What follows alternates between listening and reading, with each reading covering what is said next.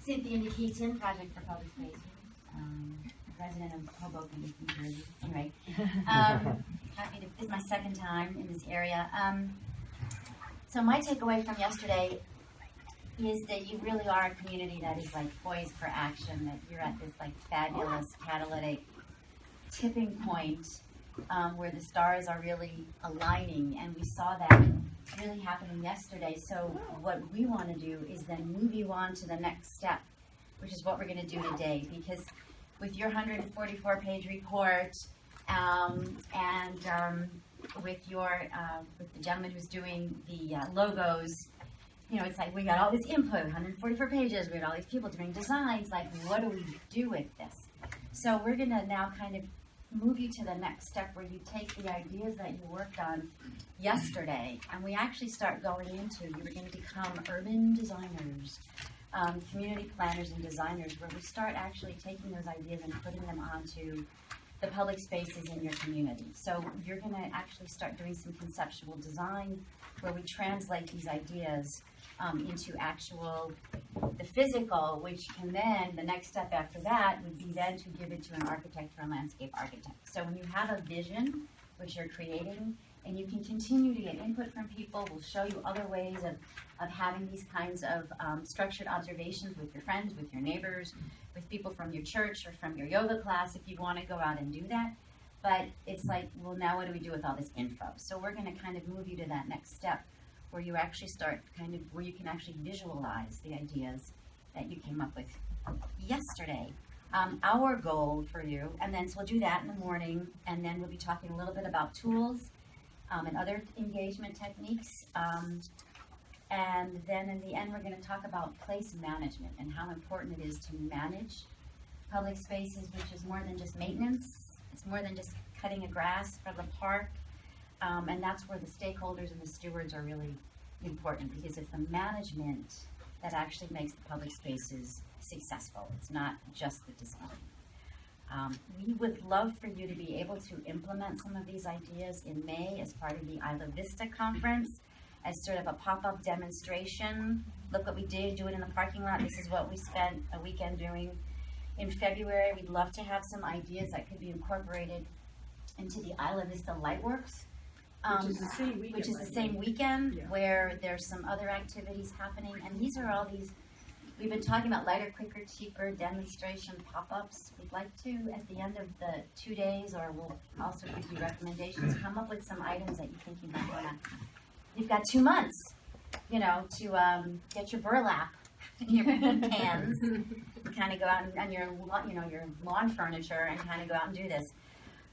So that's where we don't want to leave you like, what's next? Because that's always the question, and it's like, well, how do we implement this?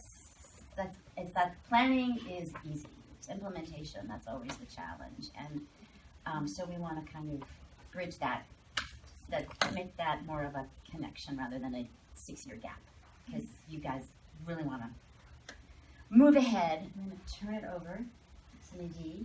Yes. We can get started on our Nidhi Gulati. I'm born and raised Indian. I'm a mixture of architect, park planner, environmental psychologist, urbanist. I'm a little bit of everything because that's what I tried to do in my education, because I very quickly realized I wasn't really suited for the field of architecture. There's some people who are, there's some people who aren't. I wasn't. I wanted to work outside of the walls and outside of the doors with, you know, more than one groups of people. So I found my way to park planning and environmental psychology.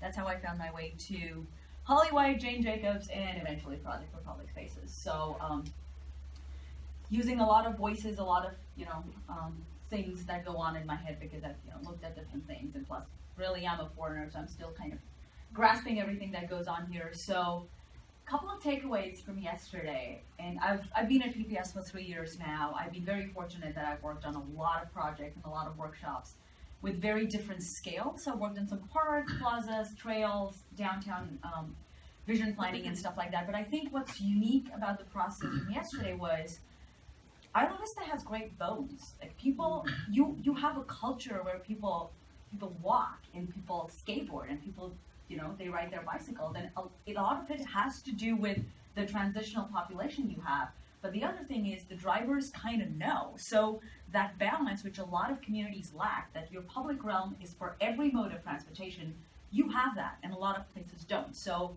great bones, that was the first thing. The second thing was when we usually go work on projects like this, we end up focusing on, for Placemaking, we end up focusing on 4 or 5 sites, because it's just easier, it's not as unwieldy, it's easier to do because you know where you're going, you know what you're doing.